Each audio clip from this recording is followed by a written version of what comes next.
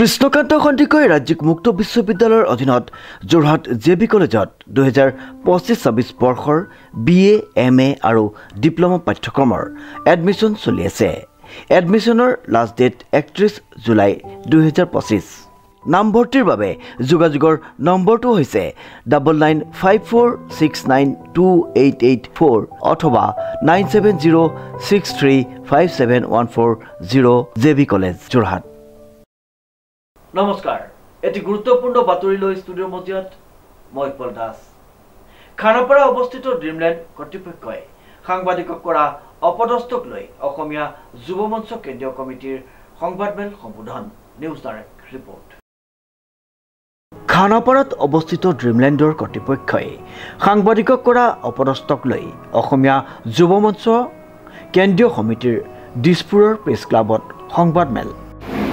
যিহেতু আমি অসমীয়া যুৱ মঞ্চ ইতিমধ্যে বহুখিনি আমাৰ আচল তথ্য আহি পৰিছে বা আমি গম পাইছোঁ যে আমি এইটো কাৰণে আপোনালোকক ক'ব বিচাৰিছোঁ যে এতিয়ালৈকে ড্ৰিমলেণ্ডখন মেঘালয় চৰকাৰৰ আণ্ডাৰতে আছে নে অসম চৰকাৰৰ আণ্ডাৰত আছে। একচুৱেলি দুইখন ৰাজ্য গমেই পোৱা নাই। গতিকে আমি অসম চৰকাৰকো আৰু অনুৰোধ জনাইছোঁ আপোনালোকৰ যোগেদি বা আমাৰ গুৱাহাটী আয়ুক্তক আমি আপোনালোকৰ যোগেদি অনুৰোধ জনাইছোঁ যে ইয়াৰ ওপৰত এটা তদন্ত কৰক, সৰজমিন তদন্ত কৰক যে এখন অসমখন আমাৰ অসমৰ মাটিত আছে নে মেঘালয়ৰ মাটিত আছে।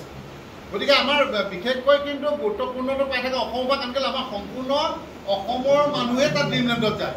মেঘালয়ৰ মানুহ কোনো ড্ৰিমলেণ্ডত তাত নাহে বুলি আমি গম পাওঁ, কিন্তু আমাৰ অসমৰ ল'ৰা ছোৱালী বা আমাৰ অসমৰ মানুহে তাত ড্ৰিমলেণ্ডত গৈ থাকে।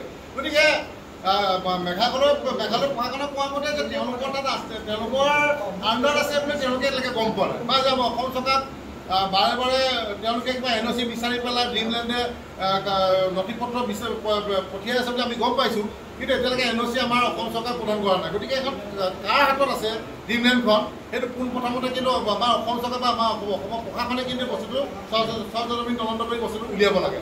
আৰু এটাই কথা, চিধা কথা, স্পষ্ট কথা, ড্ৰিমলেণ্ডৰ ওপৰত বিহিত ব্যৱস্থা ল'ব লাগিব, চিধা কথা স্পষ্ট কথা ঠিকেই আছে। কিন্তু আমি এটাই কথা আজি সংবাদমেল এইটোৰ কাৰণে আয়োজন কৰিছোঁ যে বাৰে বাৰে কিন্তু সংবাদকৰ্মীসকলৰ ওপৰত যি এই মাৰপিটৰ ধৰণে যি মাৰপিট কৰা দেখিছোঁ বা যি অপমান কৰা দেখিছোঁ, কিন্তু এইবিলাক আমি সহ্য নকৰিম অসমীয়া যুৱ মঞ্চই। বা কাৰোবাৰ বোম ভঙা দেখিছোঁ, এইবিলাক কিন্তু আমি অসমীয়া যুৱ মঞ্চই স্পষ্ট কথা যে এইবিলাক সহ্য নকৰোঁ। হয়তো চৰকাৰে সহ্য কৰিব পাৰে, চৰকাৰে কিবা বেয়াকৈ ট্ৰিট কৰিব পাৰে, কিন্তু আমি কিন্তু অসমীয়া যুৱ মঞ্চৰ এইটোত কিন্তু সন্তুষ্ট নহয়। চিধা কথা স্পষ্ট কথা, ভৱিষ্যতৰ দিনত কোনো সংবাদকৰ্মীক যাতে তেনেকুৱা ধৰণৰ কাম নকৰে আমি অসমীয়া যুৱ মঞ্চে আহ্বান জনাইছোঁ। চিধা কথা স্পষ্ট কথা, নহ'লে কিন্তু আমাৰ অসমীয়া যুৱ মঞ্চৰ সন্মুখীন হ'বলৈ আপোনালোকে সাজু থাকক। আৰু ইয়াৰ লগতে আমি বাৰে বাৰে কৈ আছোঁ যে ড্ৰিমলেণ্ডৰ ওপৰত মেঘালয় চৰকাৰ হওক, অসম চৰকাৰ হওক, বিভিন্ন ব্যৱস্থা ল'বৰ কাৰণে আমি আহ্বান জনাইছোঁ। ইয়াৰ পৰা এটা উচ্চ তদন্ত কৰিব লাগে, কাৰণ কেলৈ আজিও মৃত্যুমুখত যুঁজি আছে ল'ৰাটো, কণমানি ল'ৰাটোৱে। কাইলৈ বেলেগৰ, কাইলৈ মোৰ ঘৰ হ'ব, কাইলৈ আপোনালোকৰ ঘৰ হ'ব পাৰে, কাইলৈ অন্য ঘৰৰ হ'ব পাৰে। গতিকে ইয়াৰ ওপৰত উচ্চ তদন্ত মেঘালয় চৰকাৰ বা অসম চৰকাৰে যুটীয়াভাৱে কৰে, কেনেকৈ কৰে কৰিব লাগে, সৰজমিন তদন্ত কৰিব লাগে, মাটি টুকুৰা কাৰ আণ্ডাৰত আছে সেইটো উলিয়াব লাগে। 2 নম্বৰতে ড্ৰিমলেণ্ডত যিটো ঘটনা 20 তাৰিখে হৈ গ'ল, ইয়াৰ ওপৰত এটা উচ্চ তদন্ত কৰিব লাগে আৰু ড্ৰিমলেণ্ড পৰাপক্ষত চিল কৰিব লাগে আৰু এই মালিকজনীক গ্ৰেপ্তাৰ কৰিব লাগে, যিদৰে সেইদিনা বোমটো ভাঙিছে বা মিডিয়াসকলক থেটলিং দি আমি ভিডিঅ' দেখা পাইছোঁ। গতিকে এই মহিলাগৰাকীৰ ওপৰত বা স্বত্বাধিকাৰীৰ ওপৰত বা মালিকৰ ওপৰত ভিডিঅ' ব্যৱস্থা ল'ব লাগে, জেলত প্ৰেৰণ কৰিব লাগে। চিধা কথা স্পষ্ট কথা, 15 দিন সময় বা বেল দিছোঁ, 15 দিনৰ ভিতৰত যদি কোনো বিহিত ব্যৱস্থা নলয় আমি কিন্তু ড্ৰিমলেণ্ড ঘেৰাও কৰিবলৈ আমি বাধ্য হ'ম। চিধা কথা। মেঘালয় CMৰ